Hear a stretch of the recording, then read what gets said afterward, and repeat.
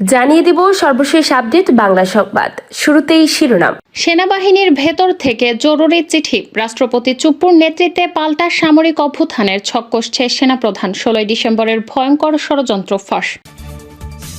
এবং সর্বশেষ জানাবো, আমেরিকায় ধরা খেল তথ্য সম্প্রচার প্রতিমন্ত্রী মোহাম্মদ আলী আরাফাত। এতক্ষণ শুনছিলেন সংবাদ শিরোনাম, এখন থাকছে বিস্তারিত।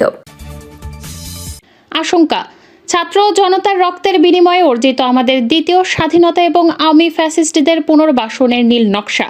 1 জুলাই আগস্ট বিপ্লবে আমাদের দ্বিতীয় স্বাধীনতা অর্জনের পেছনের একমাত্র অবদান ছিল ছাত্র ও আপামর জনসাধারণের। এখানে সরকার কোনো বাহিনী বা প্রতিষ্ঠান সাহায্য করেনি, তবে বর্তমানে র্যাব ও বিজিবি দাবি করছে যে তারা ছাত্রদের পক্ষে ছিল। একইভাবে সেনাবাহিনীকে পরবর্তীতে এমনভাবে গৌরবান্বিত করার চেষ্টা করা হচ্ছে যেন তারা ছাত্রদের পাশে ছিল।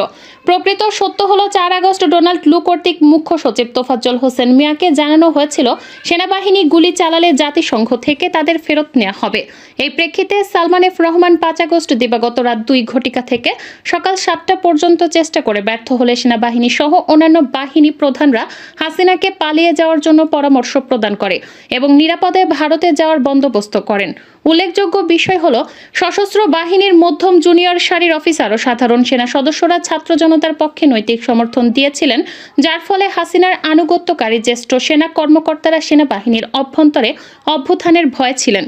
2 বিপ্লব পরবর্তী সময়ে সেনাবাহিনীর জ্যেষ্ঠ কর্মকর্তারা, বিশেষ করে হাসিনার ঘনিষ্ঠরা কিছুদিন ভয় ছিল, তবে সাম্প্রতিক সময়ে তারা আবার সক্রিয় হয়ে উঠেছে। এছাড়াও সার্বিকভাবে দেশের আইন শৃঙ্খলা উন্নয়নে সেনাবাহিনীর উল্লেখযোগ্য সংখ্যক জ্যেষ্ঠ কর্মকর্তাদের সদিচ্ছার অভাব সর্বজন স্বীকৃত। কনিষ্ঠ অফিসার ও সেনা সদস্যরা চাইলেও আওয়ামী সন্ত্রাসীদের ধরতে দেয়া হচ্ছে না, কারণ জ্যেষ্ঠ কর্মকর্তারা বাধা দিচ্ছে। এই সুযোগে ফ্যাসিস্টরা পুনর্বাসিত হচ্ছে।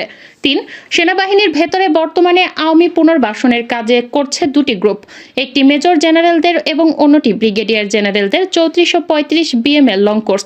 মেজর জেনারেলদের গ্রুপে রয়েছে আমিন সাইদ, কবির নাজমুল, সারোয়ার মাহবুব জাহাঙ্গীর এবং 27তম বিএমএল লং কোর্সের 6 জন major general Sarwar Farid DG NSI ব্যতীত।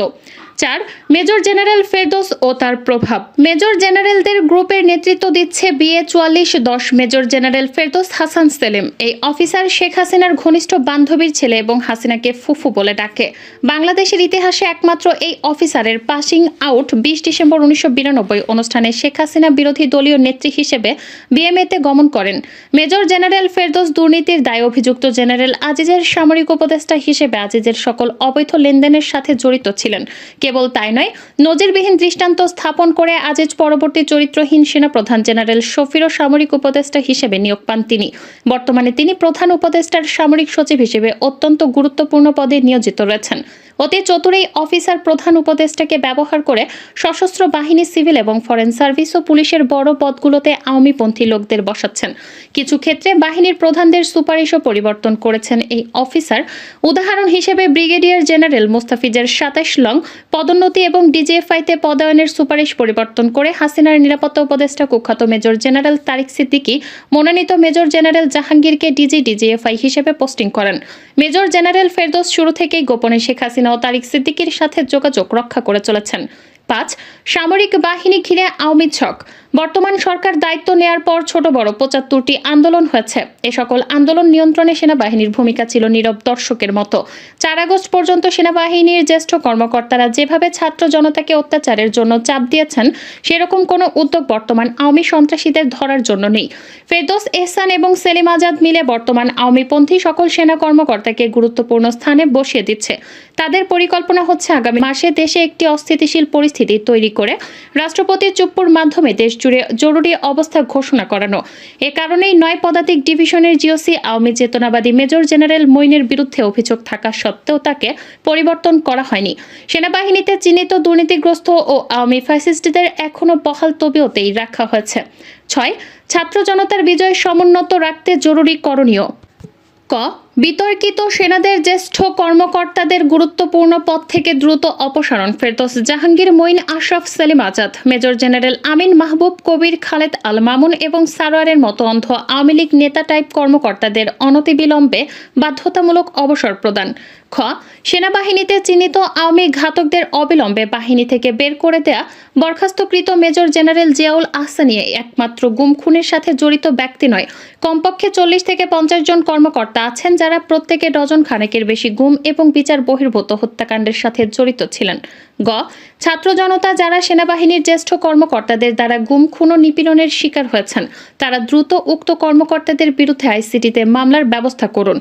পরিশেষে সকল জ্যেষ্ঠ সেনা কর্মকর্তা ও সকল পদের সামরিক সদস্যদের উদ্দেশ্যে বলবো, 5 আগস্টের মতো জনগণের পাশে থাকুন। এদেশ আমাদের সকলের। একটি পদোন্নতি, একটি পোস্টিংয়ের এবং কোনো রাজনৈতিক দলের জন্য নিজের বিবেক বিক্রি করবেন না। সারা দেশের জনগণের ভরসা আপনাদের ওপর। যারা রাষ্ট্র ও জনগণ বিরোধী কোনো চক্রের সাথে হাত মেলাবেন, তাদের বাংলার মাটি থেকে কিছুতেই পালিয়ে যেতে দেয়া হবে না। টকশো থেকেই সরাসরি মন্ত্রিত্ব। কোনোদিন আওয়ামী লীগের রাজনীতি না করেও স্বৈরাচারী শেখ হাসিনার শাসনামলে ঢাকা 17 আসনের উপনির্বাচনে হিরো আলমকে হারিয়ে এমপি হন আলী আরাফাত। ভোটারবিহীন নির্বাচনে হিরো আলমের কাছে হেরে গেলেও তাকে বিজয়ী করা হয় বলে অভিযোগ ওঠে। যুক্তরাষ্ট্রে উচ্চতর পড়াশোনা করা আরাফাত ছাত্র জীবনে তেমন কোনো মেধাবী ছাত্র না হওয়া সত্ত্বেও শেখ হাসিনার পুত্র সজীব ওয়াজেদ জয়ের সাথে ঘনিষ্ঠতার সুযোগে ভাগিয়ে নেন মন্ত্রীপদ। যুক্তরাষ্ট্রের সজীব ওয়াজেদ জয়ের সাথে একই বিশ্ববিদ্যালয়ে পড়তেন আরাফাত। বন্ধু জয় নানা সময় যুক্তরাষ্ট্রে অপরাধমূলক কর্মকাণ্ডে জড়িয়ে যখনই মামলার বেড়াজালে আটকা পড়তেন, ঠিক তখনই আরাফাত তার সর্বশক্তি দিয়ে জয়কে উদ্ধার করতে চেষ্টা করতেন। ব্যক্তি জীবনেও রহস্যময় আলী আরাফাত একের পর এক বিয়ে করেছেন। বর্তমানে রয়েছে চতুর্থ স্ত্রী শারমিন মুস্তাদি। আরাফাত যুক্তরাষ্ট্রে থাকাকালীন ভারতীয় শিখ সম্প্রদায়ের এক নারীকে বিয়ে করেছিলেন। কিন্তু আরাফাত শারীরিক সম্পর্কের ক্ষেত্রে খুব বেশি পারদর্শী নয়। ডিভোর্স পেপারের কারণ উল্লেখ করে সেই মহিলা আরাফাতের সাথে বিবাহ বিচ্ছেদ ঘটিয়েছিলেন।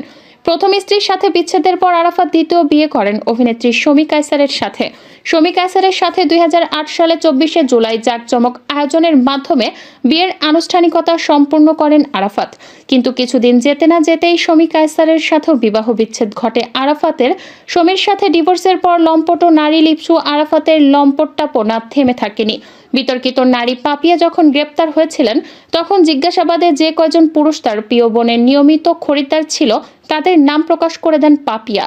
পাপিয়ার স্বীকারোক্তি থেকে জানা যায় আরাফাত তার নিয়মিত কাস্টমারের তালিকাতে প্রথম সারিতে ছিল। এছাড়াও আরাফাতের রয়েছে একাধিক বান্ধবী।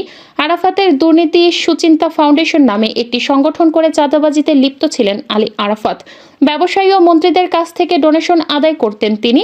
অন্যদিকে সাবেক প্রধানমন্ত্রী শেখ হাসিনার ছেলে সজীব ওয়াজেদ জয়ের নাম ব্যবহার করে ইয়থ বাংলা সামাজিক সংগঠনের মাধ্যমে বিপুল পরিমাণ অর্থ পাচার করেন তিনি। ভিন্ন সংগঠন ও প্রতিষ্ঠান থেকে চাঁদা আদায় করে জেলায় জেলায় প্রোগ্রাম করতেন ইয়থ বাংলার নামে। আর সেই সব অনুষ্ঠানে প্রধান অতিথি রাখতেন শেখ হাসিনার ছেলে সজীব ওয়াজেদ জয়কে। কখনো কখনো তার অনুষ্ঠানে উপস্থিত থাকতেন সাবেক প্রধানমন্ত্রী শেখ হাসিনাও। আর এসব কাজে অর্থ দিতেন আইসিটি প্রতিমন্ত্রী জুনায়েদ আহমেদ পলক।